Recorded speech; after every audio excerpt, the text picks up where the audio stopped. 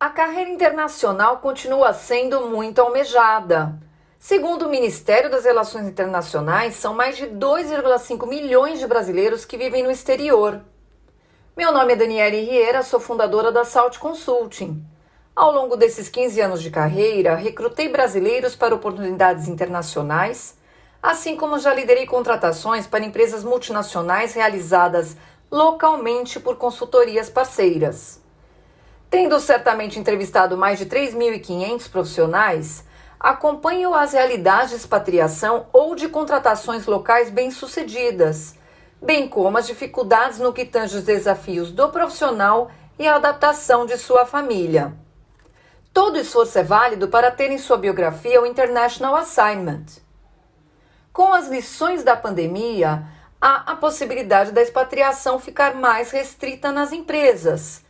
Sobre qual o real significado de transferir executivos, levando em conta os impactos pessoais, assim como os financeiros à empresa. Afinal, está provado que muitos trabalhos podem ser remotos. Quem sabe as expatriações não ocorram mais para networking e conhecer a cultura do headquarter, uma vez que os líderes que decidem sobre promoções e movimentações estão mais abertos a terem times de alta performance à distância. Nesse podcast sobre carreira internacional, convidamos grandes executivos para contar suas ricas vivências. Meu nome é Rodrigo Salamone, sou diretor de marketing da Whirlpool e responsável pela Ásia. E também líder de projetos estratégicos na região, como, por exemplo, entradas em novos países. Eu tive 3 experiências internacionais até agora, uma na Itália e 2 na Ásia, sendo a primeira na China e posteriormente Singapura. Em 2008, eu recebi uma proposta de expatriação, que era para a Itália, uma dos passos do meu plano de carreira, e eu aceitei, e foi uma experiência muito rica, né, que me ajudou bastante a trabalhar habilidades que eu acredito são valiosas, né, num mundo global e conectado como o que vivemos hoje. Eu fiquei 1 ano e meio lá e depois eu retornei ao Brasil, assumindo uma nova posição na mesma empresa, né? Em relação aos desafios, o que eu posso dizer é que foram muitas mudanças simultaneamente, né?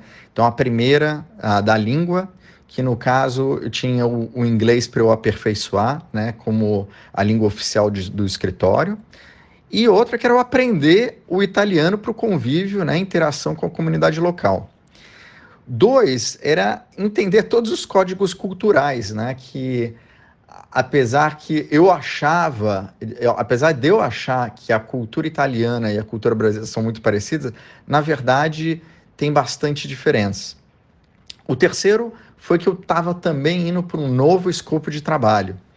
E o quarto, que eu tive pela primeira vez a experiência de um inverno, que foi a maior nevasca dos últimos 10 anos na Itália, e eu nunca tinha vivido o inverno na minha vida, né?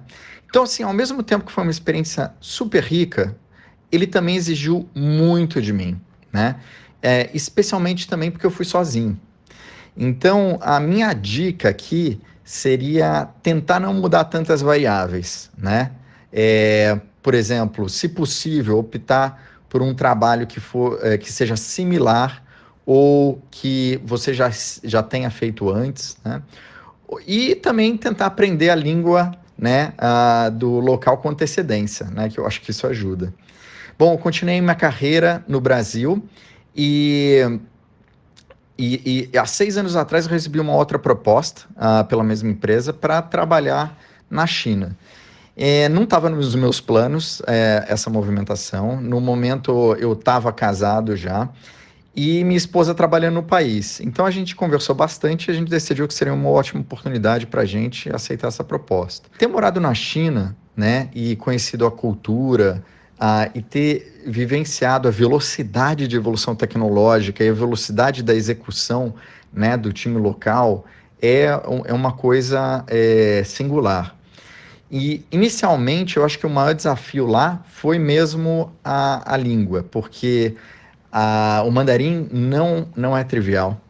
E, ao mesmo tempo, o time local não falava inglês, né? Então, o nosso desafio foi que a gente teve que trabalhar com um tradutor, né?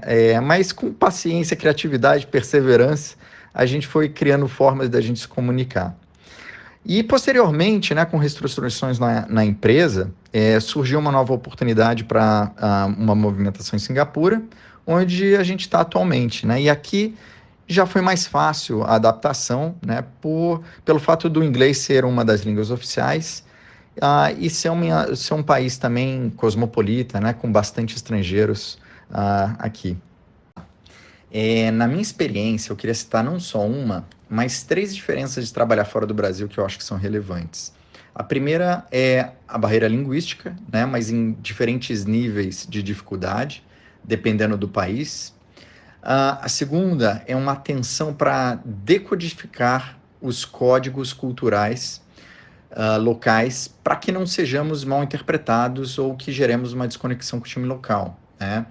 Por exemplo, expressar-se em público no Brasil é visto como um sinal de engajamento, né, quando você está em palestras ou em reuniões.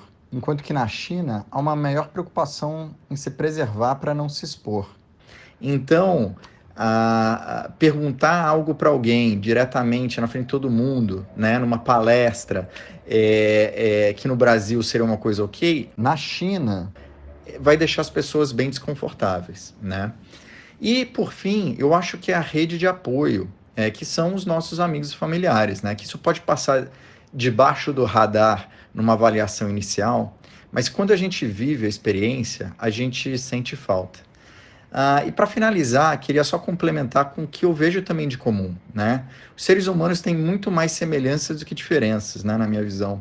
E todo mundo, né, nesses países que eu vivenciei, todo mundo gosta de ser reconhecido, todo mundo gosta de trabalhar num ambiente não tóxico e seguro, e confiança continua sendo ainda a base para se criar um super time e, com isso, ter muito sucesso.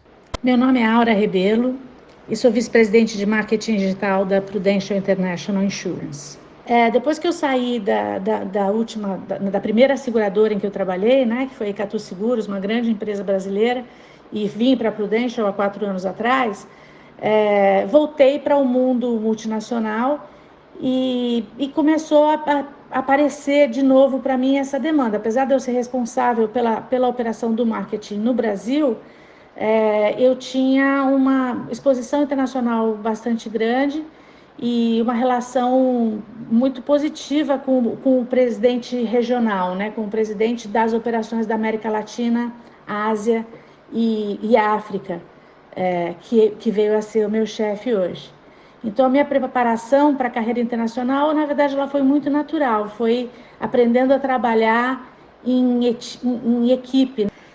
E aí existiu essa oportunidade, né, para a criação de uma cadeira de marketing digital para os mercados emergentes, que são todos os mercados que não, né, excluindo os Estados Unidos e o Japão, que já são considerados os mercados desenvolvidos da Prudential Internacional. Então eu vim, essa proposta aconteceu em fevereiro, infelizmente a pandemia pegou a gente no meio do processo, e aí eu esperei bastante, né, até a situação se resolver, e a questão da emissão do visto, foi um processo bastante trabalhoso. Sobre a minha família estar comigo, por enquanto eu estou sozinha aqui, cheguei primeiro logo que abriu, né, que o meu visto de trabalho foi gerado, eu vim para cá. Então, estou trabalhando bastante, estou fazendo jornada tripla aqui, porque tem bastante burocracia, abrir conta em banco, fazer o Social Security, fazer Driver's License, né, as documentações obrigatórias, e muitas documentações internas da empresa também, né? Para eu poder ser uma gestora da minha equipe aqui nos Estados Unidos, eu preciso ter um status de expatriado com uma função local. Nesse ponto da minha carreira, eu tenho mais de 30 anos de experiência, de carreira, então é muito legal estar nesse ponto de maturidade na carreira, podendo viver essa experiência tão renovadora, assim, né? Que não só para mim, como para minha família toda. Estados Unidos, Canadá e Portugal são os países mais almejados, mas carreira internacional não tem um CEP específico e várias oportunidades em muitos territórios podem aparecer, como foi o caso do Lafayette. Sou gerente de projetos da Intermac Engenharia, empresa voltada à construção de residências de luxo. Meu sonho era ir para Londres, Paris ou Nova York. Eu acabei indo para o Haiti, para Trinidad e Tobago e para Moçambique. Mas essas experiências, de qualquer forma, elas foram gratificantes. Bem, África e América Central não são destinos mais procurados pelas pessoas que desejam se expatriar, mas de qualquer forma trazem coisas magníficas. Quer dizer, a vida no Caribe é interessante, o clima do Caribe é interessante. A África foi uma parte árida que eu fiquei, que na Cala é uma zona muito quente, de muito calor, mas sem água, sem recursos, precisamos de recorrer a águas dessalinizadas com equipamentos que a gente importou e montou usinas de dessalinização para poder ter água na obra. Enfim, esses destinos não são os destinos mais procurados pelas pessoas, mas trazem atrativos muito interessantes, quer dizer. E a vida em Trinidad e Tobago, por exemplo, é tropical, é agradável.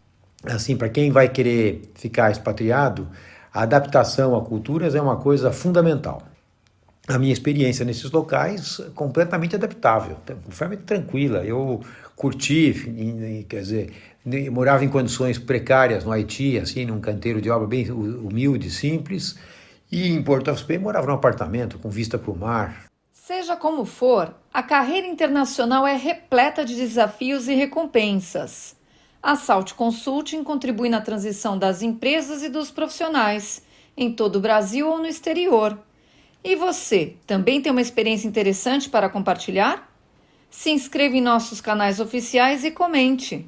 Até a próxima! Keep salting e on the way!